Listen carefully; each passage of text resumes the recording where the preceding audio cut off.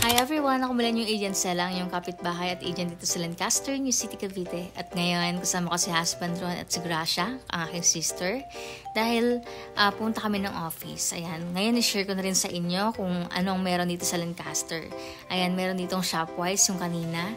And magkakaroon din dito ng mga condo na. So sa mga interested kumuha ng condo here sa Lancaster. Ayan.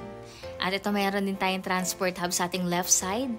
Meron din tayo ditong McDo, Jollibee, Chowking, Greenwich, kompleto. Halos lahat andito na po. Kayo na lang ang kulang talaga.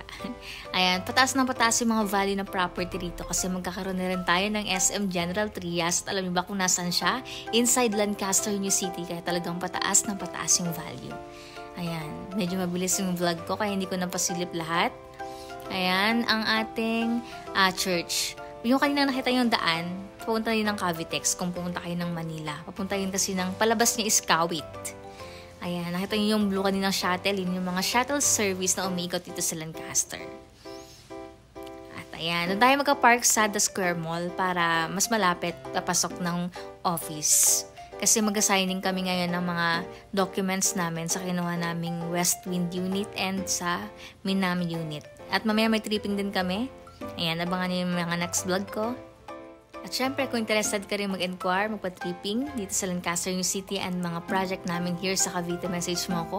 Bye-bye!